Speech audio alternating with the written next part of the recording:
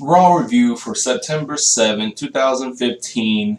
Last night's Raw was kind of all over the place, heading into Night of Champions in Houston. But let's just get straight into it. Seth Rollins opens up Raw, and again, of course, but I mean, and well into it, it seemed that, I mean, you could tell this open was going to be pretty boring. The crowd starts chanting boring. He had a few spots where he kind of, said some interesting stuff, but not for the most part, not really.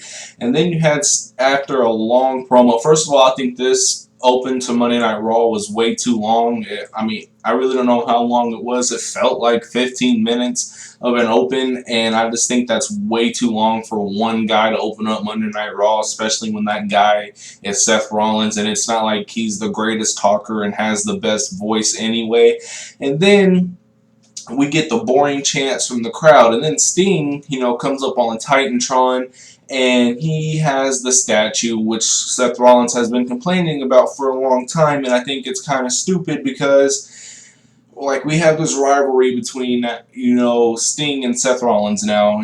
They're going into Night of Champions for the WWE Championship, and Seth Rollins is pissed off about a statue. Like, is that really one of his driving points to beating Sting at Night of Champions? Is because he took his statue? Like, really, that to me that just seems kind of lame. Like, a statue of all things is what you're mad at Sting about. I mean, it just seems kind of stupid to me. But regardless, I mean, the Sting pops up on the Titantron. He has Seth Rollins' statue, says, "If you want it, come get it," and then Sting goes away. Seth Rollins says one sentence, and then Sheamus comes out, which is like, okay, well, now Sheamus is coming out. And at this point, this opener of Monday Night Raw is really dragging on because Seth Rollins would talk for a long time. And then Sting popped up on the Titantron, having a statue. I'm like, okay, that is where, the open should have ended, at least, talking about time-wise, because by then it had to have been close to 10 minutes. And then we get Sheamus come out, and then he's talking about, regarding the "you look stupid" chant. Seth tells Sheamus he does look stupid, and Sheamus says you sound stupid and all that stuff. And then, Sheamus is, I mean, you could say it was a tease for a Money in the Bank cash-in at Night of Champions, how Seth Rollins is complaining that he has two matches at Night of Champions against John Cena and Sting, and he keeps complaining about that he has two matches, and Sheamus would go on to say, well, you are complaining that you might have two matches. If I see my opportunity, you just might have three. And, possibly teasing a Money in the Bank cash-in, which I wouldn't be surprised if we did see one, but I mean, it's here or there. I mean, we still got 2 weeks until Night of Champions, so I mean, we'll see what happens. Obviously Sheamus is done working with Randy Orton, and I hope so. And so I mean, I could definitely see it. It's possible, but I mean, it's too early to really say for certain. So then that would be the open for Monday Night Raw. Didn't really care for it. I felt like it dragged out too long. They really didn't set the tone for the rest of the night. I actually forgot what the open was once stuff started happening down the road for Raw until I would go back and remember. And then after that we would have Paige versus Sasha Banks. It was a good match. Sasha would win. It was a pretty good match. It felt somewhat slow paced at certain points of the time, but for what it was actually pretty good. Back to giving the Divas a little bit more time. It almost, in a way, like I've seen people say this, it feels like they are, like they're not really teasing, but it just feels like they're on a verge of a Paige Hill turn. These NXT Divas, Sasha Banks, Charlotte, and Becky Lynch, they come up and they're winning and tapping out Nikki Bella, and they're getting all the attention, and Paige is the one who started the Divas Revolution, and now she's getting no attention. She's losing her matches. I mean, the formula is there if Paige does turn heel. I would be surprised if she did. I think she would make a good heel because, I mean, right now you have three divas who are over with the crowd, who they all love, and Sasha Banks, even though Sasha is a heel, people still do like her because they like her ring work. and her character, and then you have Charlotte and Becky Lynch, and you know, for Paige to turn heel, I mean, you can't to have four fan favorites with, you know, the only arguable heel in the Divas division with the Bellas. I mean, Paige could easily turn heel and be that, you know, diva for, you know, the other two or three to work with, and it would be very interesting. So the formula is there. But I mean, the match for what it was okay, and a possible heel turn by Paige. Just had to see how it plays out, or really next week on Raw, because we would find out later in the night that the petition that Charlotte put in for to have the Divas title match next week on Raw before Nikki breaks the record will happen. What I think, I mean, whether or not, because I know a lot of people don't want AJ Lee's. I know a lot of people don't want Nikki Bella to beat AJ Lee's reign, which I could definitely see where they're coming from. But whether it's Nikki Bella or whether it's Charlotte, Sasha Banks, Paige, Becky Lynch, eventually, it's 295 days. I mean, which is a long time. I mean, it's close to a year, but eventually that reign will be broken by one of these NXT divas. And I guess, you know, better them than Nikki Bella, but I mean, still, at the end of the day, it's going to be broken. I mean, WWE probably doesn't want AJ Lee, you know, to go down as their longest reigning Divas champion or whatnot. But I definitely think Nikki, I mean, me personally as a fan, I mean, it could be kind of cool to see Nikki drop the title at next week on Raw, which probably won't happen. You know, if anything, if Paige does turn heel, it'll probably happen next week during that match in Raw. But that's if she turns heel. So like I said, we just have to see how it plays out. But it's definitely very possible. The formula's set up and it's there. And but it would be somewhat cool to see, you know, Nikki drop the title. She doesn't have the record. Charlotte's Divas champion. Paige, you know, blindsides her, attacks her. You know, she feels like she deserves to have that title. She started this revolution, you know, all that kind of stuff. Going into Night of Champions, possible triple threat match, because as we've seen in the past, these past couple of weeks, you know, WWE really likes to, you know, is trying to give as many girls as much time as possible on TVs, which is why we had that 3-on-3-on-3 at SummerSlam. So you had 9 divas in one match. So I could possibly see, you know, like a triple threat at Night of Champions between Nikki Bella, Paige, and Charlotte, regardless of who has the title. But there's somewhat of a story going on. Not really a major story, but I mean, you can like see the irritation of Paige. I'm wondering, you know, like, when are they going to throw Sasha Banks into the mix? Like, or even, I mean, I don't think most fans really are invested in Naomi and Tamina, but they are very invested in Sasha Banks. Like, throw her into the mix in this Divas title mix. I mean, so far it's just been all about, you know, PCB and the Bellas, but I mean, I guess we'll just see.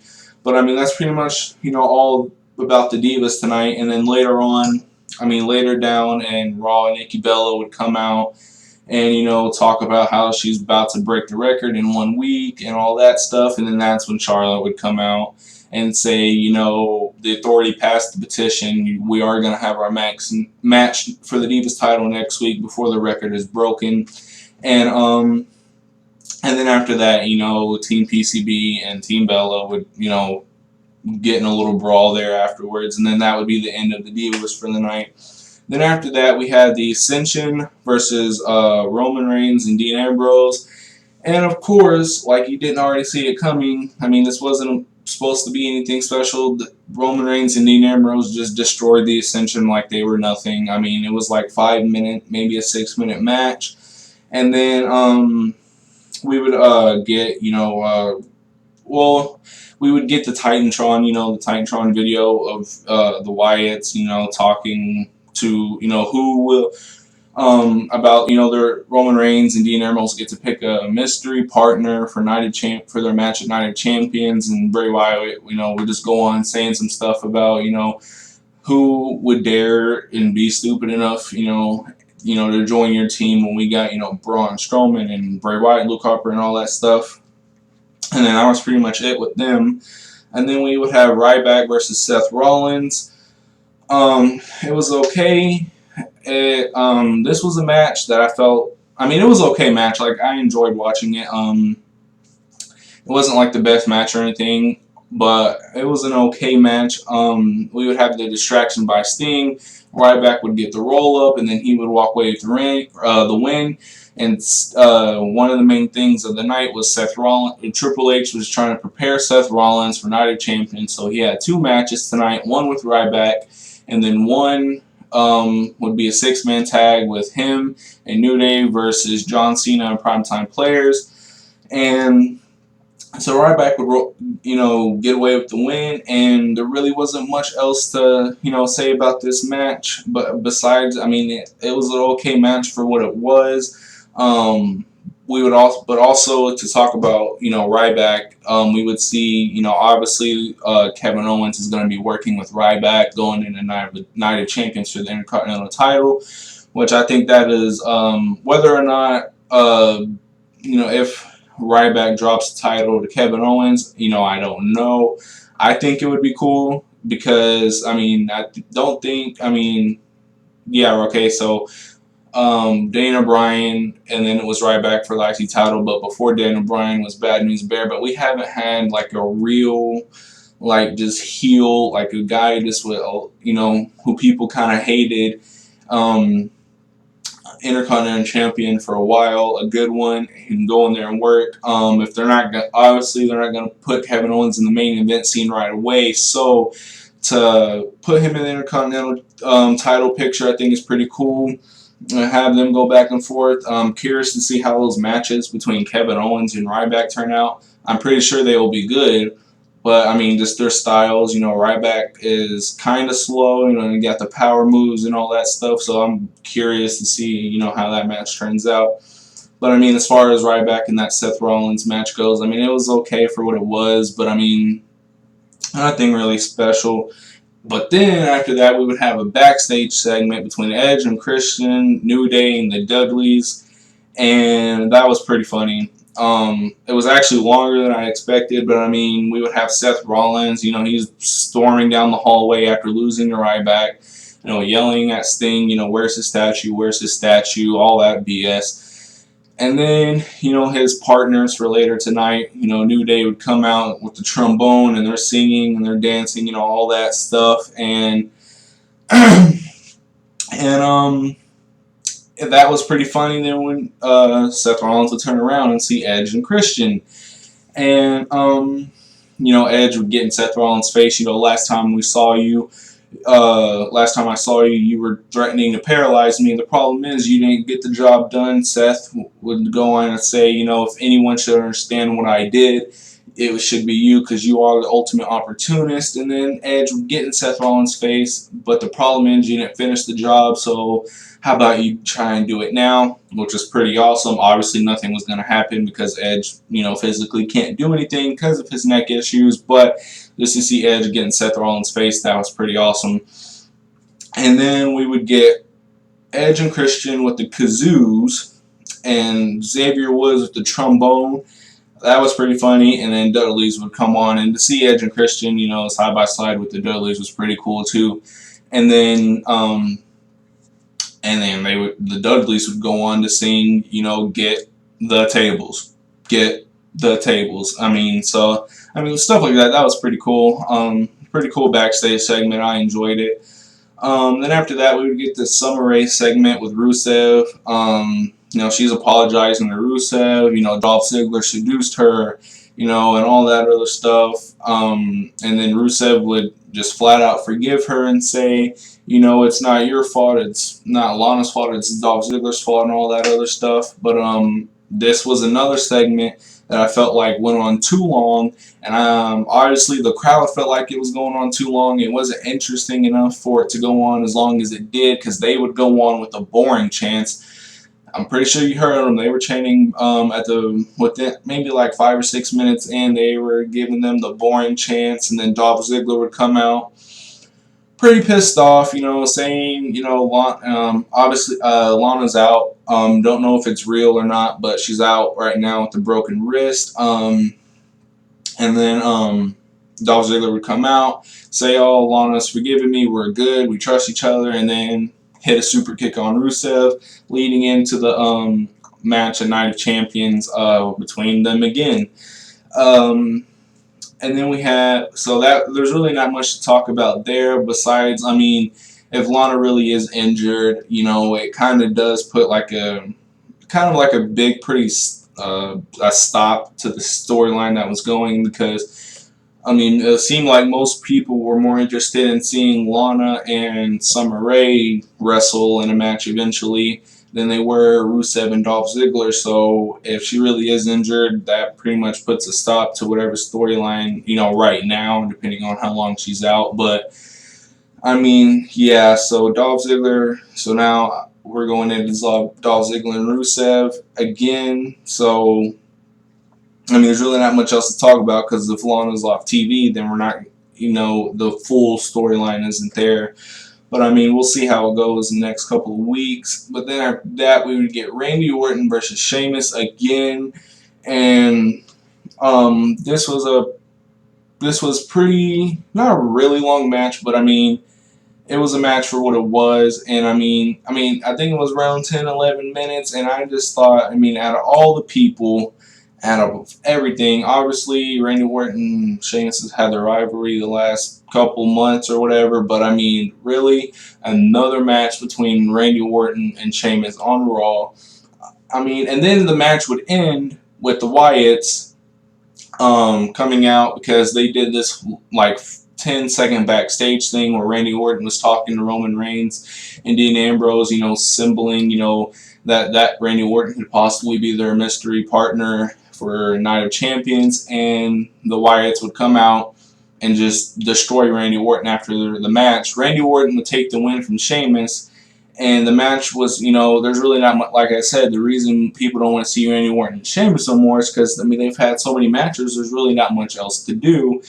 But I mean, the match in and of itself, I guess, was okay. But then, we'd get the Wyatts attacking Randy Orton, and that would be pretty much it. That would be, that's all that was. And then it was, but my main thing was, like, how, out of all the people, I mean, you couldn't just throw, and especially if you are teasing, a Money in the Bank cash-in for Night of Champions, whether or not it happens or not, just the fact that you're somewhat teasing it, so that the fans have it in their mind. Why don't you just not have Sheamus wrestle? That way people, start to forget that he's there. That way when he comes out Night of Champions with his briefcase, it's that much more shocking or surprising. But I mean, out of all the people, I mean, you could have, I mean, Neville wasn't on the card. I mean, even though they're two baby faces, I mean, Stardust, Bad News Barrett, I mean, somebody that we haven't seen wrestle over and over before, really previously. So, I mean, but anyway, that was what it was. Then we would have the Dudleys versus Los Matadores, and obviously a short match, very short match. Dudley's obviously taking the win. Apparently Los Matadores is now breaking up because they would beat up and torture that little bull, El Torito. And that was the end of them. We would see 3D. They would win with 3D, which is always awesome to see. And then they would put them through a table with the bubble bomb. And then that was it. And Los Matadores breakup. Even though it was kind of funny to see, them beat up on the bull, I mean, especially with the other tag teams, I still don't see anybody invested in a Los Matadores breakup anyway. I guess we'll see where it goes, or even if they even continue with anything. I mean, Primetime Players broke up like a year and a half ago, and Titus O'Neil and Darren Young would have a match, and they were, feuding, and then now they're back together, like as if nothing ever happened. But then after that, we would get Miz versus Cesaro. It was a short match, Cesaro doing some weird stuff, obviously, to prove he has charisma, to prove that he can connect with the crowd. Miz would call him out on the Raw pre-show, telling him, you don't have charisma, you can't connect with the crowd, you're an amazing wrestler, you're super strong, you're the Swiss Superman, but you just can't connect with the crowd and all that other stuff. So, Cesaro would go on and put on his hat, JBL's hat, and do some weird stuff. But then Big Show would come out. He was going after Miz. Miz was just running around the ring, and then the match would end in a double countout. And then, at least I think it was a double count. It was some kind of countout, but I'm pretty sure it was a double countout because Miz would run away. Big Show couldn't catch the Miz, so on the way back, when Big Show's walking on his way to the back, he knocks Cesaro out on the way. Don't know, and obviously since Cesaro's not working with anybody currently, I'm either guessing maybe another triple threat feud with Big Show, Cesaro, and Miz, because Big Show and Miz alone, I don't see anybody invested in that. Throw Cesaro in there, maybe some people will have some eyes on there. So maybe I'm guessing that's what's going to be going down. But not really much to talk about. And here's the thing, with Raw last night, because I keep saying, there's not much to talk about. There's not much to talk about other than the wrestling and the little storylines that they have behind it. It's not that I'm hating, these things, but it's just we're getting the same thing. You're not giving us much to invest in or to talk about or to even think about once Raw's over. So it's there's really not much to talk about. So when I say there's really not much to talk about, there's really not much to talk about other than the possible teasers for Night of Champions and matches for Night of Champions and the matches, the actual wrestling that happened in the ring. And that's just, a lack of story or a lack of, whatever on WWE's part. So, and then we would get into, after the Miz and Cesaro, we would get into the main event with New Day, and it was New Day, Seth Rollins versus John Cena and Primetime Players, and Cena and Primetime Players come away with the win, and it was a good match actually. I enjoyed watching it, and then we would have after the match, and then first of all John Cena doing the Primetime Players dance with Darren Young and Titus O'Neil.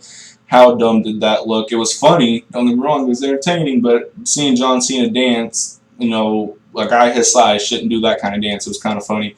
But, and then after that, after the match, it was pretty good.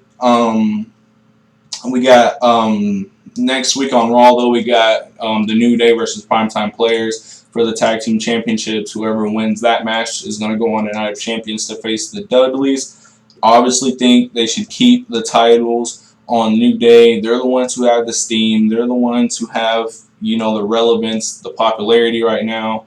And to see them go in a good match against the Dudleys, I think people would actually want to see that. And then I don't think people, especially with the Dudleys returning, I don't think people were invested enough to see Primetime Players as a tag team champions in the first place, but especially now that the Dudleys are back, I think that we want to see, more people are definitely wanting to see New Day versus the Dudleys.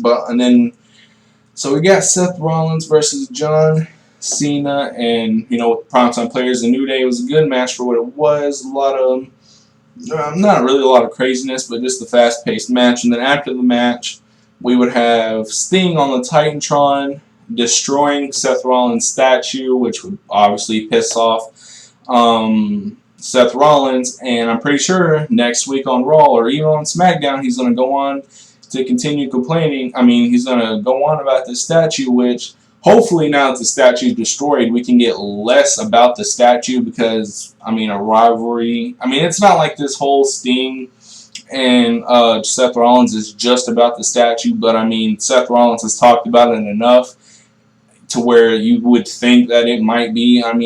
Let's get rid of the statue. Sting has destroyed it. How about we just have Sting, Seth Rollins, talk about how pissed he is now because he destroyed it, and then leave it at that. But it was pretty awesome. Sting was actually pretty funny in the way he destroyed the statue, leaving on the dumpster truck. And then that would be Monday Night Raw. And my overall thoughts on Monday Night Raw would be, I mean, if I were to give this on a scale from 1 to 10, I would probably give this a 5.5, just because I don't think it was super entertaining. There weren't a lot of stories involved into the matches. We did see a lot of the same stuff.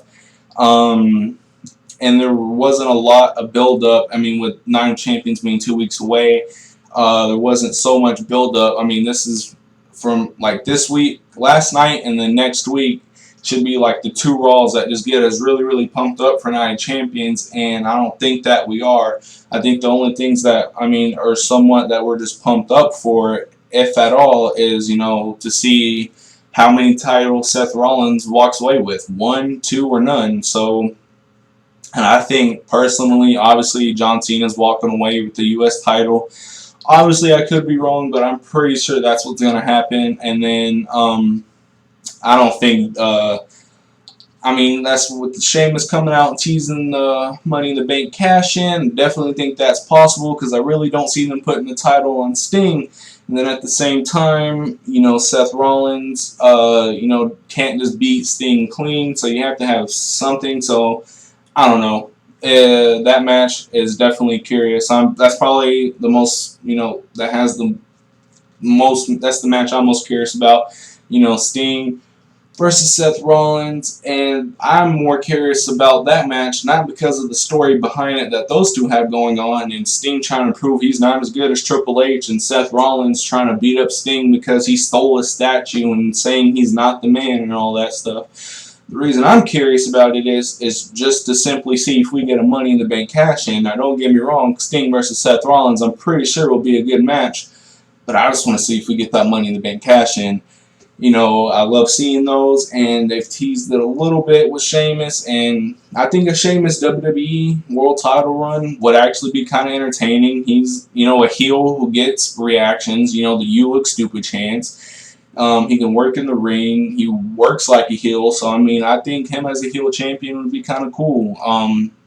But at the same time, a lot of people think Seth Rollins should just, you know, in his heel ways, should just hold on to the title all the way until WrestleMania. But I mean, Seth Rollins is a heel where you boo him when you see him, but once you start seeing him wrestle, you kind of cheer him because he does really amazing stuff in the ring. Like, he doesn't work like a heel. I mean, besides him, you know, cheating, which is what a heel should do. But I mean, when he's doing the high flying stuff and, you know, frog splashes and just these really athletic moves, I mean, how can you boo that? I mean, if Rey Mysterio were to turn heel, you weren't. I mean, Rey Mysterio. I mean, obviously Rey Mysterio was never heel or anything, but if that's like if you did turn like a Rey Mysterio heel, you're still not gonna boo him, because when you see him in the ring, it's like, how do you boo the amazing stuff that he can do? So it's like the same thing with Seth Rollins. Like, when you boo him when he's talking on the mic, and when you see him and he's in backstage segments talking with the Authority, but when you see him wrestle, like that match with John Cena at SummerSlam, you want to cheer him because it's like, dang, well, how do I boo this amazing wrestling? So I'm just more curious for that match to see if we get a Money in the Bank cash in. I am curious, actually, somewhat in the Divas title match, just to see if we get a Paige heel turn, and also just to see. I really don't care that much whether the AJ Lee ring gets broken or not. I mean, if it were up to me, I wouldn't have Nikki Bella break the ring.